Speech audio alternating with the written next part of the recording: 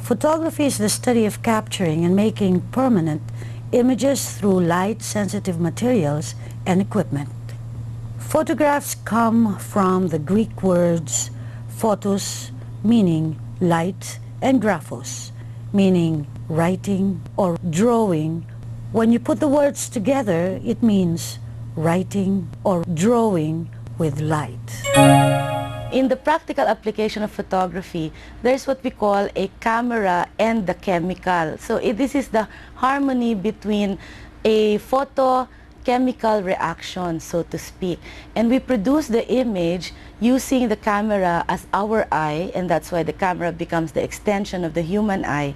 And we make these images come to fore or make them tangible for us or real through the chemical process that it has to go through, the developing using a developer and the fixing of the image so that we could put this in our albums for our memories. The first camera discovered was camera obscura, which was actually a darkened room with a hole on the window shutter which projected the image coming from the outside. And of course it was made permanent by an artist tracing the inverted image on the wall. The early photosensitive materials or the film used was made out of paper, which later on was developed into celluloid coated with silver halides. Paper is still used for its final print and for the purposes of duplication.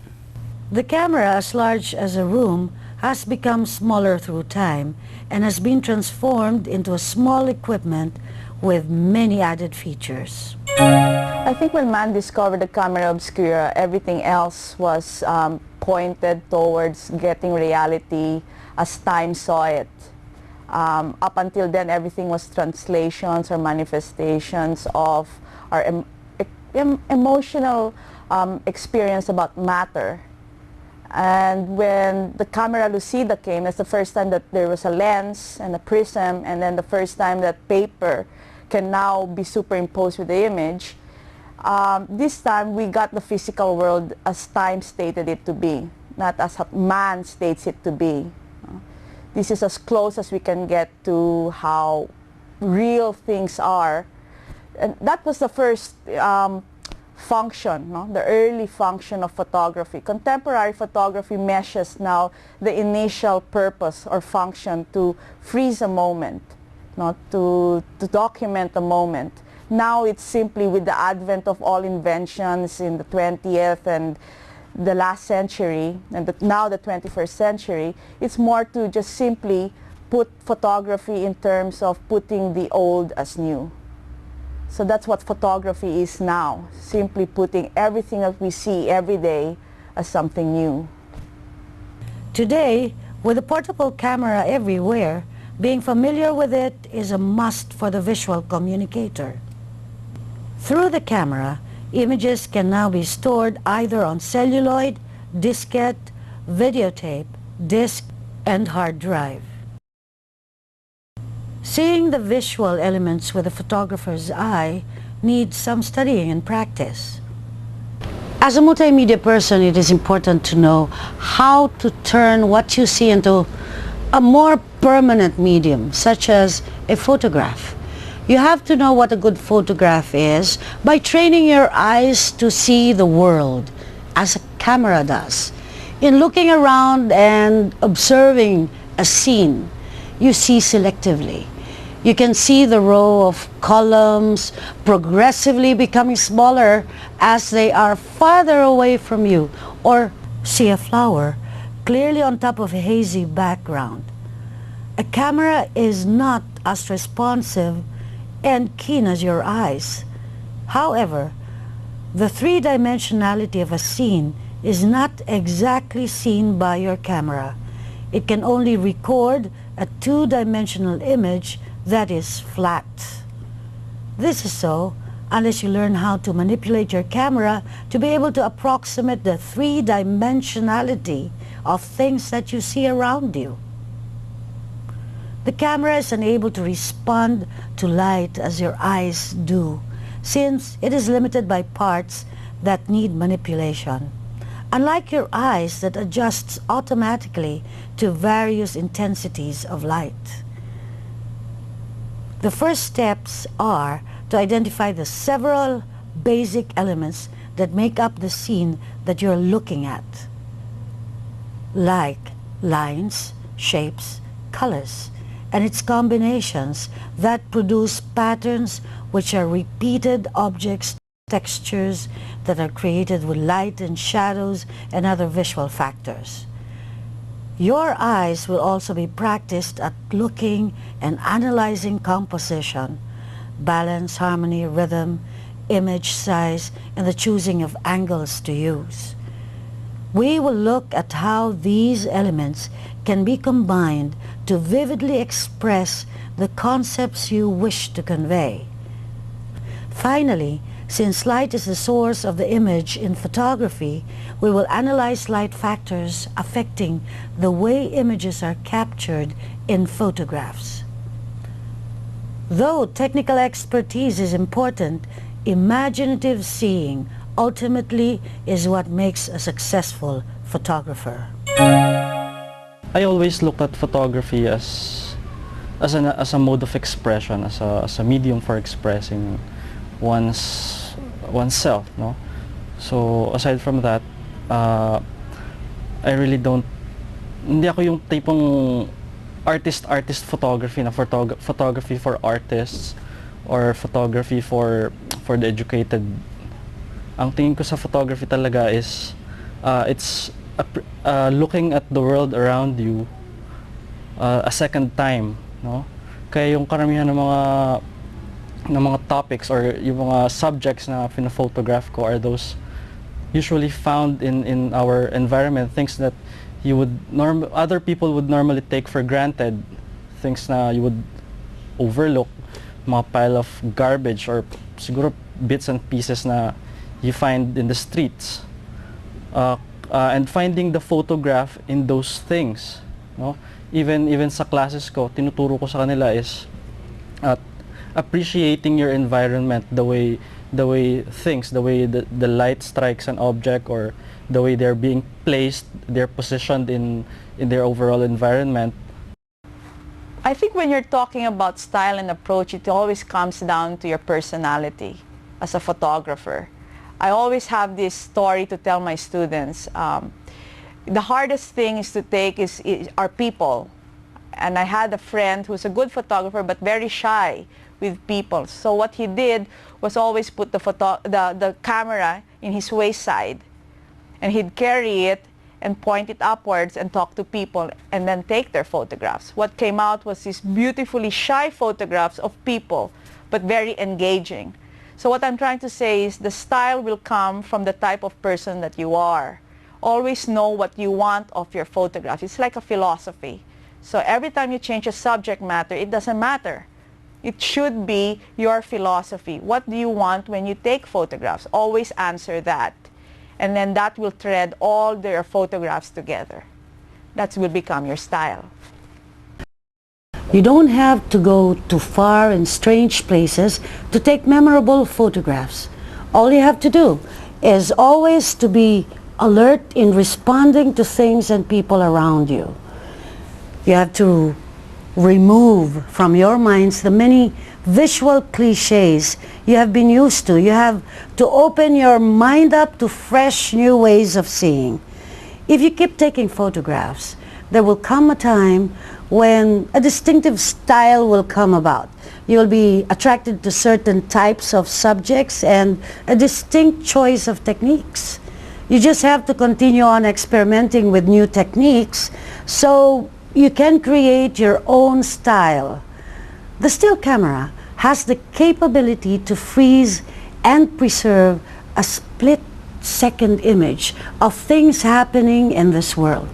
I'm sure you have come across that concept of capturing that precious moment. In photography, we often say that we must capture that decisive moment.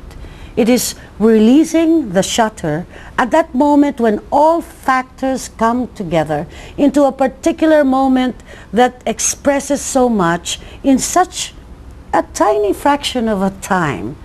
So we must always be on our toes to be able to capture that unexpected moment. We have earlier discussed lines. You may want to go out and observe the lines in all the objects that you see. The lines show direction and distance. They show the edges of shapes. It gives the impression of action, strength, and force. Lines can lead the eyes to the center of focus. Try going under a papaya tree, and when you look up, you will see an example of a radial balance with the lines of the branches leading towards its focal point, towards its center, towards its fruits. Photographers often use line to create a sense of depth in an otherwise flat two-dimensional surface. The impression of depth is strongest when parallel lines recede toward the point on the horizon. We will be able to see, in this example of linear perspective, working and giving extension of space and giving of depth, as they do in the shots showing the corridor with the columns in a vast building or the lines in a straight unending road of North Diversion Road. Hard-edged, well-defined lines have the strongest visual impact, and they are also the easiest for the beginner to recognize and explore. Curved lines usually convey a softer, more graceful feeling, as in the curved lines of a spiral staircase. Lines also give us vital clues about a direction of a force or action. Well, there are two types of lines, straight and curved lines. And then when we talk about shape, when these lines are joined together, they form a shape. Now, when you go out into your environment or you go out of your house, you see your world around you. And when you see, let's say, a lamppost, you will see that it is very straight and it is standing rigid, and it will remind you of the vertical line. So you see that there's a connection between what you see as a lamppost and the vertical line together, and you get these ideas that everything that you see around you would have a line that is straight, vertical or horizontal or diagonal, or a curved line like the shape of the leaves of nature are curved lines. Even though we're talking about photography and it is a static or a frozen moment, it doesn't mean that it shouldn't be alive. And lines have a tendency to just do that, either to make it alive or static. There is movement implied by all kinds of lines. So be aware that when you use a line, that it will give out a certain kind of energy. Use it accordance with the space and the subject matter that you have in your viewfinder. The basic shape of a subject, whether it is the outline of a pot, the strong outline of a bird in flight, or even the silhouette of the ice cream man and his ice cream cart with the sun in the background. We recognize familiar forms in a picture before we appreciate the detail and the visual elements. And then you will also see different shapes like squares, circles, like the roundness of the moon, okay, would be a round shape. So these are things that you can, the learning for these visual elements, you see these also copied or you see them realistically in your environment.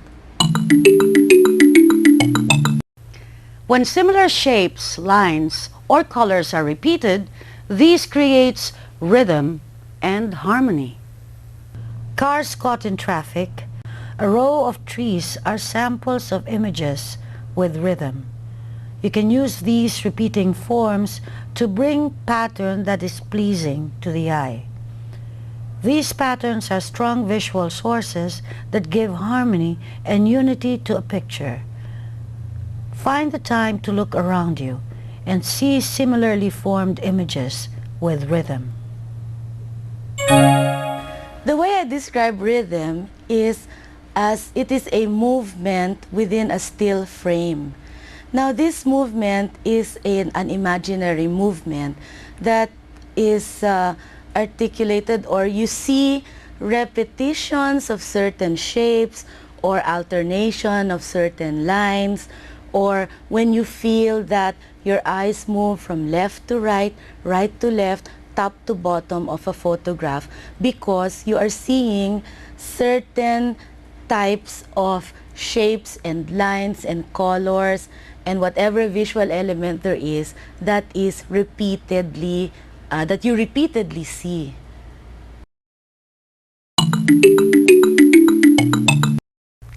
Let's proceed to texture. Texture adds a strong sense of what is real when it appeals to our sense of touch.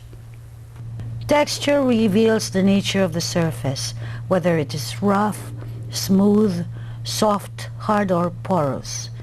Like the roughness of the bark of a tree or the smoothness of an eggshell, we get the sense of texture strongly when we take close-ups. Texture can stand out in landscape photography. Leaves of the bushes and the trees give an impression of texture, especially when they are lush or abundant. The facade of the buildings and the contour of cliffs are also good examples for showing texture. Texture is a tactile experience, meaning that it is the smoothness or the roughness of any object or anything that you see. But of course, this is when you need to feel a three-dimensional object.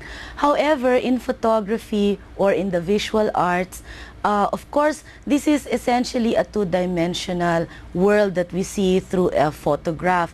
And texture now here is comes alive. The smoothness and the roughness of an object becomes interpretive because of the play of light and shadow on the surface of whatever subject that you took for a photo. And the play of light depends also on the angle of this light, so that sometimes a smooth object, if you play on the angle, let's say you light it up at a lower angle or at a higher angle, sometimes a smooth object can look like rough, or sometimes a rough object can look like smooth. So the operative word here is the look, because we're looking at the world through the photograph, and this is how texture comes alive in the photograph. Just remember a practical tip for texture. It's like a relationship. So when you combine different textures, you give friction to any photograph. That friction gives life to a photograph. So just play with them and enjoy the different textures that may arise from having a smooth surface to a rough surface. That in turn gives you the kind of temper that you might want for your photograph. Proportion, or the relationships in terms of size and space among the elements, is very important to take note of. We always look for recognizable guidelines to tell us the size and proportion of objects we see. Let us look at the elements that we put together when we take photographs. What moods do we create and what stories do we tell? Composing the elements is definitely part of the communication process. Sometimes just one element would be enough to carry your idea. A shot of a solo tree in the midst of a barren land may already say what you want. However, there may be times when you would need more than a few elements to create complexity to the story you would want to tell. Creating dynamism is creating tension and movement through the manipulation of balance, which is the distribution of visual weights.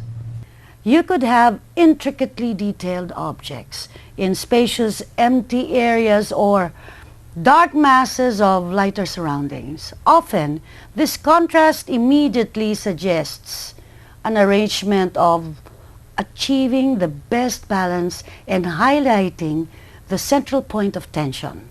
Now, one trusted formula for emphasizing the main point of interest is the rule of the thirds that has been used by artists for many, many centuries now. So as you look through the viewfinder, imagine lines dividing the image. So let's do that line going down and the horizontal line this way. All right. A subject placed near one of the four intersections gains immediate center of emphasis.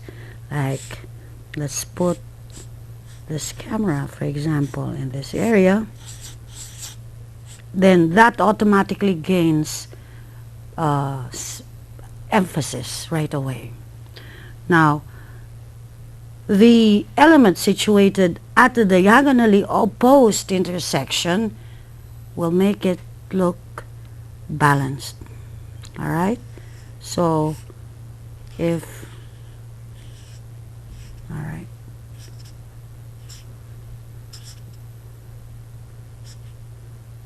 What will happen is this will balance off, right? But if you now use that area, that other intersection for your composition, then that makes a dynamic triangular composition. All right? It will be interesting to divide a scene into pleasing 2/3, or what we call as 1/3 proportion. The rule of thirds is also called the golden mean. It's a misconception to have your subject centered. Why? Because if the subject matter is centered and it's not in, you have a space that is equal on both sides, and the eyes won't go anywhere but leave. But if you put them at 1/3, at any intersection of 1/3, above, horizontal, or vertical, you give enough space to work with your subject matter. What you want are the eyes to ping pong towards the screen or to the view, or to the frame.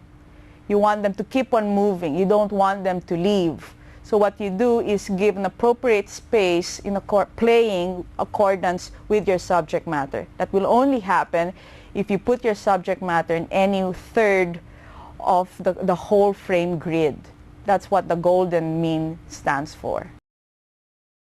The rule of thirds is a technique in producing or composing for good photographs. Actually, it's essentially what we call dividing the frame into 3 equal parts, vertically or horizontally.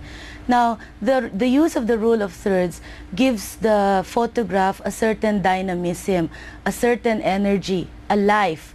Because what happens here is that you have to put your subject either at 1/3 or 2/3 of the 3 equal portion that you divided. When you divide the frame, you don't put lines physically. You imagine that there are 3 equal parts in your frame.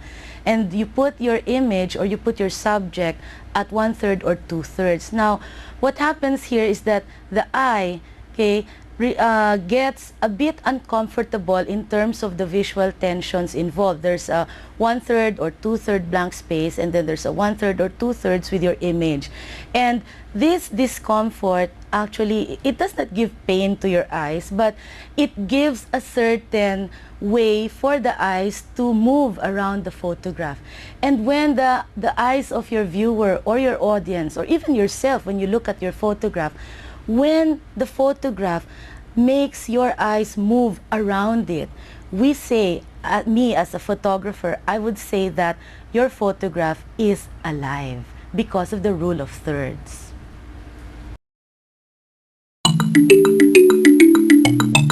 The viewpoint of the pictures, as well as the mood and impact, can be altered simply by changing camera angle. The same scene can be very different depending on whether you shoot it from above, below, or eye level. Climbing a few steps of stairs or finding an upper story window for downward shots could help create interestingly angled photographs. You can even squat or even lie down on the floor to angle your camera upward. We normally see the world in an eye-level angle. And this usually conveys realism. When shooting people or objects, the change of angle can change meaning. A shot from below make your subject appear to be towering over the viewer, and it could mean this projection of power and dominance.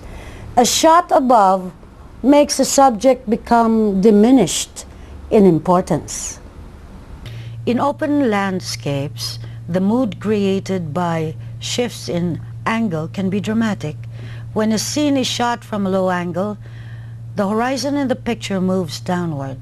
This reveals an expanse of sky and emphasizes the spaciousness of the landscape. From a high angle, the horizon is near the top of the scene, and land seems to stretch away endlessly. Changing angle can also mean taking away the clutter and simplifying your shots. By shooting upward, you can isolate the subject against the sky. By shooting downwards, you will be able to eliminate a cluttered background. When I take pictures, and I always also tell this to my students, na dapat malikot ka, hinahanap mo yung anggulo na best na makukuha mo yung image. Kasi I always tell them that the image gives you the greatest challenge. And it's very frustrating that you see something in front of you, and then if you're not explorative enough, you fail for some point, hindi ka talaga makakatulog hanggat hindi mo nakukuha yung best angle. At itong mga angles na to, iba-iba ito. Pwedeng mas mataas ang camera mo para high angle, o pwedeng mababa, low angle, o kaya talagang, talagang you have to look at your subject in all of its sides kung three-dimensional siya. And it's very important na yung what you want to say, yun yung best marereflect ng angle na pinili mo. Tapos, huwag kang din masasatisfy na isang picture lang kukunin mo at isang angle. Actually, in photography, a 36 exposure roll is small. Actually, dapat doon, if you really want or love the image, you will really spend a lot of film for that. Kasi nga, you want to explore each and every angle of your image, and then choose the best na i-enlarge mo para dun sa photograph mo. The response of a photographer is far more important the subject matter than itself. That's what we're looking for, the response of you as a photographer. And angles will dictate and indicate what kind of response you have towards what you're looking at. So when you're looking at a person and you want that person to be nearer to you, make sure that you have an angle that will reflect that. So if you're looking down, that's how exactly the photograph will exude, that emotional equivalence, that you're looking down at that person.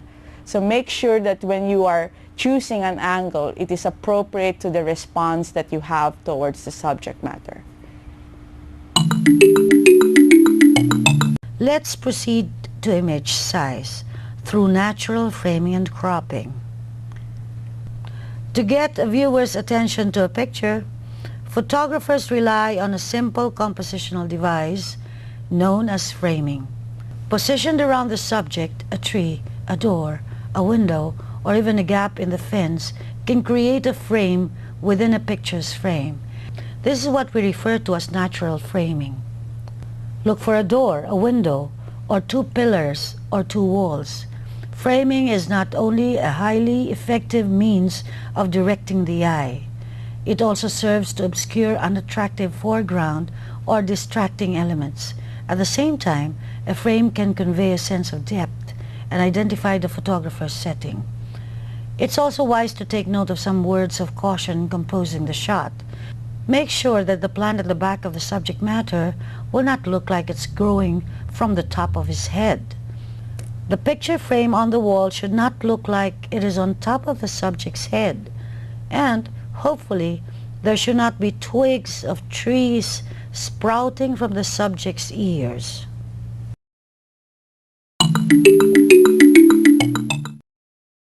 Today, The 35mm camera has become the popular choice for both professionals and photography enthusiasts. There are two types of 35mm cameras, the rangefinder camera and the SLR camera. The distinguishing characteristic of the rangefinder camera is that the viewfinder optics used for framing and focusing are separate from the lens. The image you see through the viewfinder is the image being recorded on film. When you move in for a close-up, the rangefinder lens and the viewfinder do not see the same area. This is called the parallax error. Although most rangefinders have parallax marks to guide you in this situation, extra caution is needed to avoid inadvertently cropping or cutting off any part of your subject. Also, since the viewfinder cannot show the effect of changing lenses, most rangefinder cameras are designed with a permanent mounted lens. This lens has a relatively wide angle of view, which makes it good for all-purpose picture taking, especially for landscapes and group portraits. The single lens reflex or SLR camera solved this problem of parallax error. It incorporated a mirror and a prism that allows you to view a subject through the same lens that takes the picture. It dramatically increases the camera's potential for a close-up. An SLR lens is changeable. You can use wide-angle lenses to encompass large scenes, telephoto lenses to bring distance objects near, and a normal lens for general-purpose picture taking. Most SLR cameras also come with accessories for any number of specialized applications. Nearly all 35mm cameras have a built-in light meter. The device measures the intensity of light in a scene and indicates when the two exposure variables, the shutter speed and the aperture opening, have been adjusted properly for the exposure and for the film you are using. As a photographer, I've been exposed to a lot of cameras, really a lot. Tapos even when I traveled, I saw even yung mga pinaka-oldest na cameras. And itong dami ng cameras na to, may mga classifications sila based doon sa pinaka-mechanical na structure nila. And syempre nakita na ng view camera, ito yung malalaking bulky na nakita mo sa mga lumang studio. Actually, meron pa tayo nito sa Binondo area. And then, meron din yung habang nagmo-modernize times, palit ng palit yung camera. In my experience and pinamanahan ako ng 35mm SLR camera. Yung SLR na to, ang ibig sabihin to, single lens reflex. At ito yung pinakapaborito kong camera. Tapos meron din akong camera na tinatawag na rangefinder. Medyo magkaiba silang dalawa. Kung i-describe ko simplistically, yung talagang pagka pumunta kayo sa camera shop, madali nyo madi-differentiate ito. Ang isang SLR na camera, pwede mong tanggalin yung lente niya. May lock siya, pag pinindot mo yon, tinwist mo yung lente, matatanggal yung lenteng yon. Tapos maibabalik mo rin yung lenteng yon. Pero yung rangefinder, kahit anong gawin mo, hindi mo matatanggal yung lente nun. So, essentially, siguro, masasabi ko yun ang isa sa pinakamadali na differentiation. Yung pangalawa, kung titingin ka or sisilipin mo yung viewfinder. Kasi yung viewfinder ng isang SLR camera, pag sumilip ka sa viewfinder at nakatakip yung lente, ala kang makikita, black lahat. Kasi meron siyang tinatawag na TTL. Yung TTL, ibig sabihin nun, through the lens viewing. Kaya, ang viewfinder niya, through mirrors, various mirrors inside, nakakonect siya sa lente. Kaya pag tinakpan mo yung lens na yun, wala kang makikita. Pag binuksan mo yung lens na yun, may makikita ka. Yung rangefinder, hindi. Kaya nakatakip yung lente, kaya hindi. May nakikita kang image kasi hindi sila konektado. At pag tinignan mo yung harap ng camera, yung sa rangefinder, may makikita kang window din sa harap. Kung ano yung window mo dun sa likod, nakikita mo yung window na yun sa harap. Tapos yung lente niya medyo naka-offset. So, nasa gitna yung lente, nasa isang tabi yung viewfinder. Sa SLR naman, wala kang makikitang viewfinder na pagka nakaharap yung camera sa'yo. Sa likod mo lang siya makikita.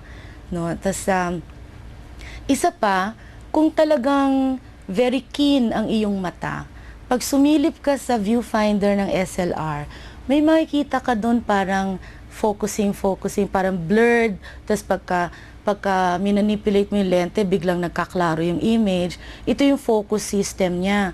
Ngayon, pag napansin mo, pagka defocus siya or blurred, para lang siyang malabong salamin or parang frosted glass. No, pero pag sumilip ka sa viewfinder ng rangefinder, ang makikita mo, sa pinakagitna nito, merong kulay gold na bilog or minsan diamond shape. At pagka tinutok mo yung mata mo doon sa maliit na gold na yon na tinted yung viewfinder niya kasi sa gitna lang yon maliit.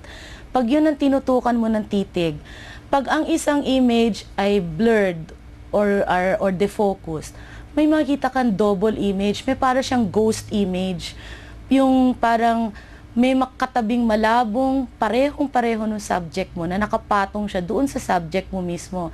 Ngayon, pag minanipulate mo yung focus ring na isang rangefinder, magjo-join yung dalawang image na yun, yung ghost image tsaka yung image ng subject mo, magjo-join yun, magiging isa. Pag wala ka na nakitang ghost image, ang ibig sabihin nun nakafocus. At nagagawa lang yon sa isang rangefinder camera. Ngayon, kaya lang, syempre, like sa akin bilang isang photographer, mas gusto kong gumamit ng SLR kasi mas immediate kong nakikita yung image ko, madali ako mag-focus, hindi na ako kailangan mag-concentrate na maghanap ng mga ghost image, ganon. Tsaka, mas versatile siya dahil pwede kong palit-palitin ang mga lente ko. Kasi iba-iba ang lente dyan eh. Merong normal, may wide angle, may telephoto, pwede ka pang may zoom lens. Yung rangefinder, isa lang ang nakakabit doon. So, ibig sabihin, hindi ka talaga very versatile pagka ginamit mo yon. Kaya lang, ang beauty ng isang photograph, hindi rin naman yan base sa camera. Kasi kahit na meron kang pinakasimpleng camera, nasa iyo yon bilang isang tao kung paano mo tinitignan yung iyong mundo at yung mga subject na gusto mong kunan. Kaya sa totoo lang, meron din akong pinakasimple kong camera, yung Ricoh KR5. Very elementary siyang camera, pero I produced my best images with that camera. Kasi it doesn't matter, you may have the most technically advanced camera with all of those manipulations, the buttons, etc., highly automatic. But kung hindi ka naman sensitive sa environment mo or hindi ka explorative na tinitignan mo yung angles mo sa isang subject, baliwala yun, yung mga advanced na camera. Kasi you have to really be a sensitive looker and a sensitive seer of the world that you want to photograph. The image that comes through the lens is reversed. To correct this and to direct the image into the viewfinder, the rays are reflected back and forth in the prism. This is the prism on top. And then it goes through the viewfinder. As a result, the scene you see is exactly the one that will be captured on film. As they say, what you see is what you get. When you press the shutter release button to take a picture, the angled mirror, which is hinged on top, flips upward to permit the light to pass into the camera, and simultaneously the shutter, a pair of curtains, just in front of the film, opens to let the light hit the film. As soon as this shutter closes, the mirror drops back into normal viewing position because the mirror rises to allow the image to pass through the shutter and then to the film. The viewfinder goes back momentarily where you take a shot. Now let me show you. I shall take out the lens, and can you see this? Can you see the mirror here? Can you come close? All right. Now let me shoot and show you the mirror. That's it. All right. Okay. Now, most modern SLRs have a built-in exposure meter that reads the light reflected by a subject and helps you to determine the correct aperture and shutter speed. Although there is a mechanical link between the lens focusing ring and the viewfinder, it is optically separated by the lens. When you look through the viewfinder, you see two images coming from a pair of windows on the front of the camera.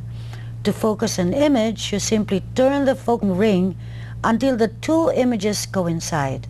However, in case of subjects that are too near the camera lens, this could prove to be tricky. Sometimes a change in lens is called for. Let's look at the outside of the camera. The exterior of most 35mm cameras have impressive dials.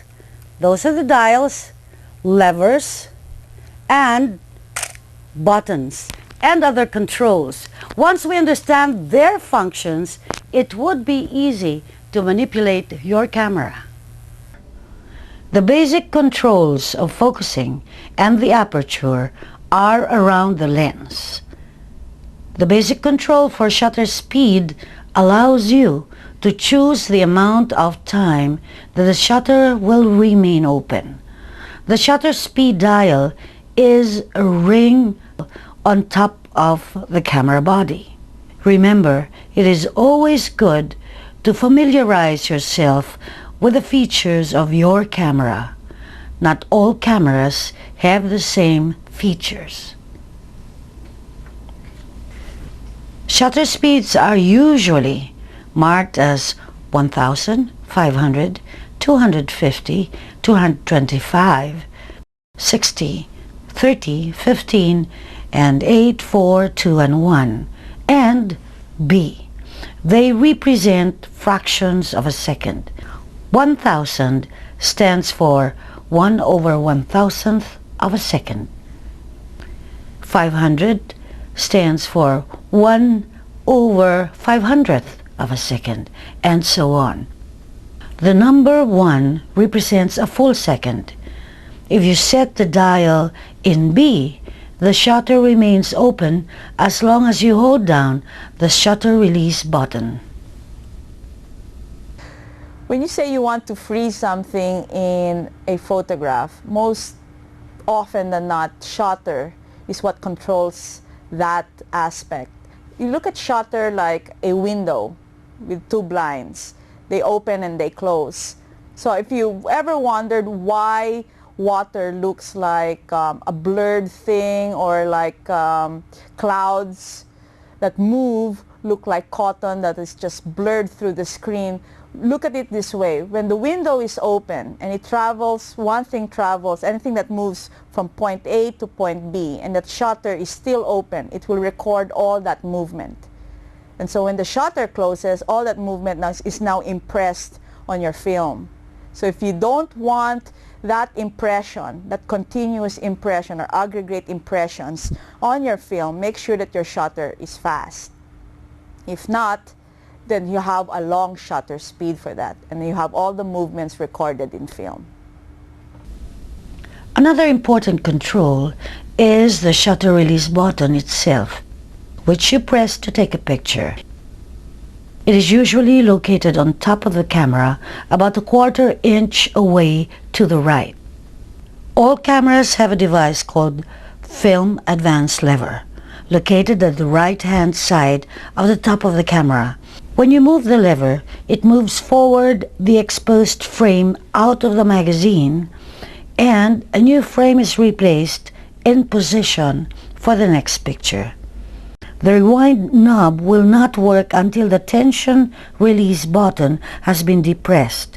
This will release the tension of the film inside so that it can be rewound easily. On the left side is the rewind knob used for winding the film back into its magazine. Often, you must put this knob upward before you can release the fold-out crank used to rewind the film. You should set the film speed dial to match the ASA speed of your film. Let us now talk about lenses. It is always good to overemphasize the importance of lenses. The lens is by far the most important element in the camera. Its function is to collect and bend light rays on the film. By bending and redirecting the light rays, the many glass elements in the lens, which are precisely assembled at a specific distance and orientation, or distances and orientations, correct both its distortions in shape and aberrations in color.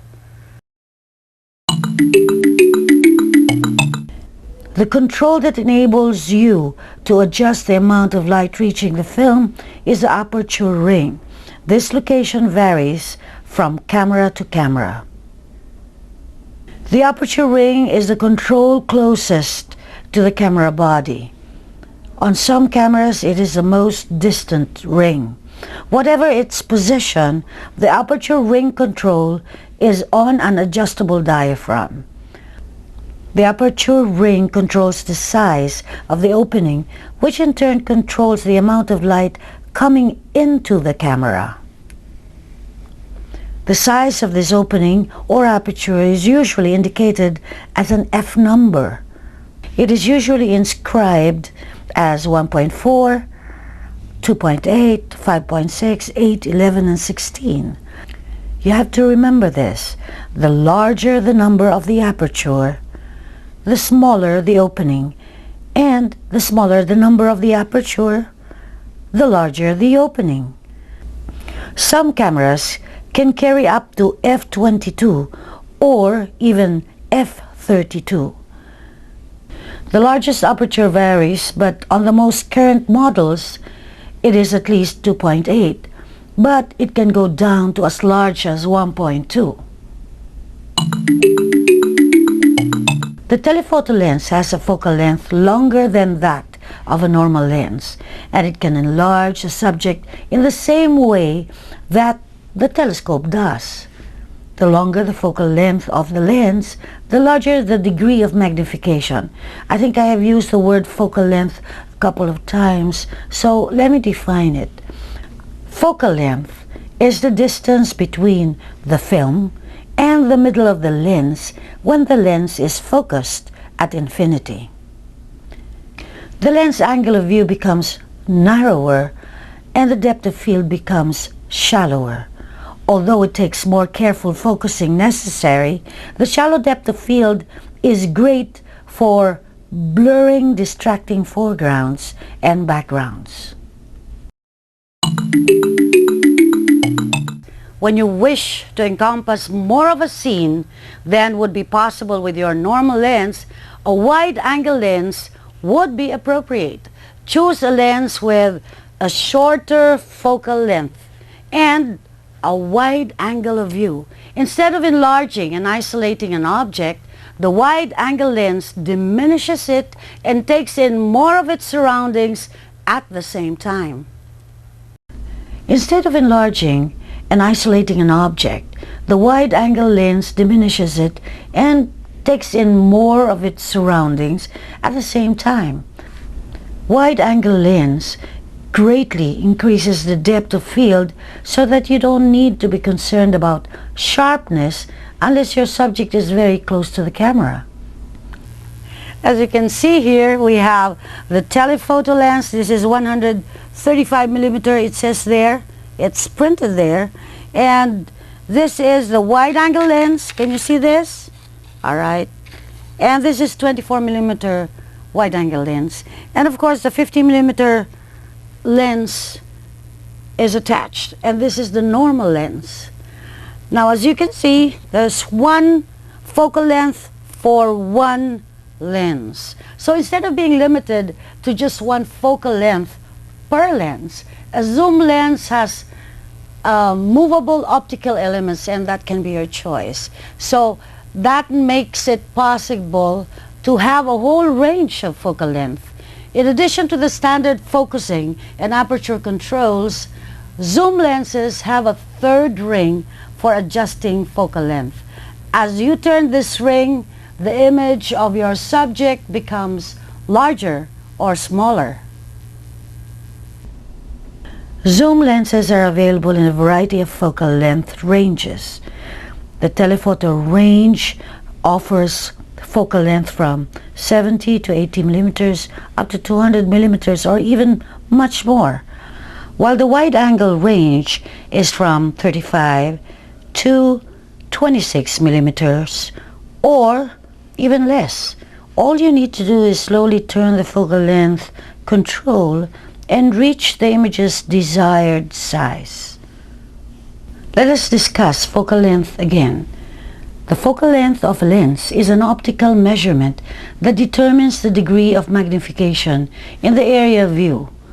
The measurements of lens on the most compact range finders has a focal length of between 35 to 45 millimeter, whereas SLR normal lenses have a focal length between 50 and 55. Regarding sa lenses naman, parang medyo ano yan it's really a very subjective decision regarding whether you want to use a wide angle lens or a telephoto lens. Pero ang basic ano ng lenses is the normal lens ranging 35 millimeters up to 58 millimeters. Depende sa brand, no? Some brands would say na ang normal lens nila is 35 millimeters. Other brands, ang standard normal lens nila would be 50 to 55 millimeters, and other brands would be nasa range ng 55 to 58. No? So depende yun sa brands pa rin. Pero yung normal lens na tinatawag, the normal lens tries to capture yung periphery ng vision natin. No? Yung proportions ng scene are very much lifelike or real. No? Whereas ang wide angle lenses, ang ano niya, ang purpose niya is to expand or extend that periphery of vision. Kung ang periphery of vision natin is, let's say, 290 degrees, ang ginagawa ng wide angle lenses is to extend that vision laterally, no? Pinapa-extend niya pa, ginagawa niyang 300 degrees to 330 degrees. Yun ang wide angle lenses. Yung tinatawag naman na fisheye lenses is that's 16 millimeters. Depende rin sa brand. Some are 16, some 14, and some 18.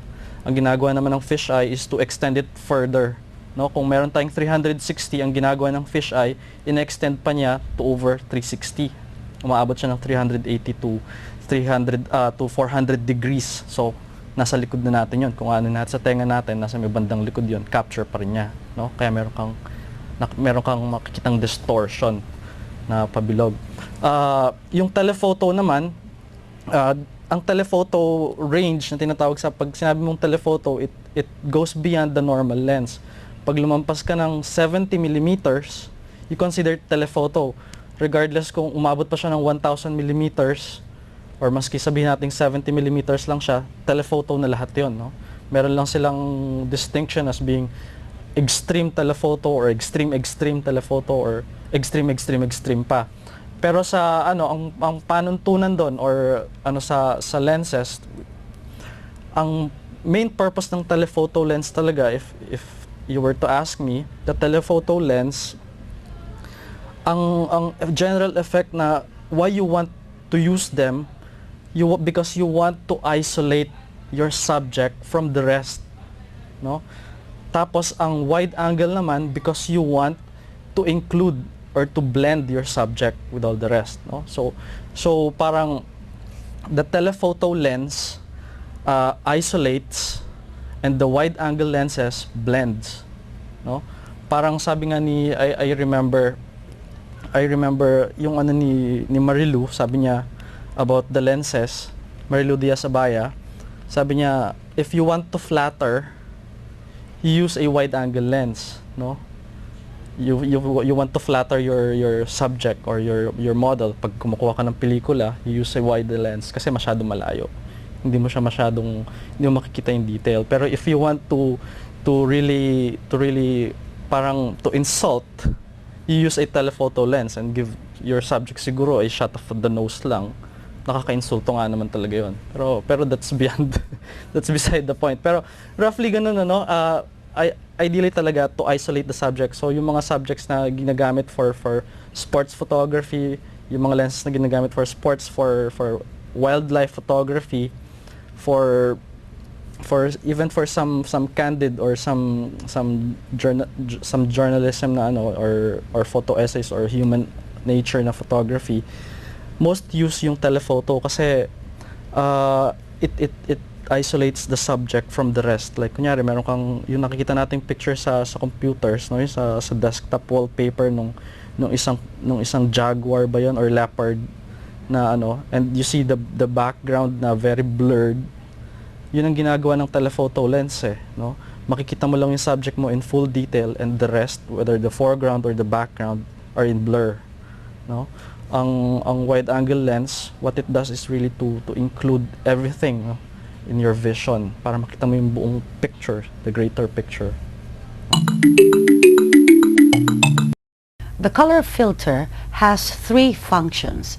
It can allow light rays of the same color to pass through it. It can block light rays that are the color complement of the filter, and it can absorb other colors, and it does not allow them to pass through it. Nearly all filters, because they reduce the light entering the camera, require a larger aperture or a slower shutter speed than you would use without a filter.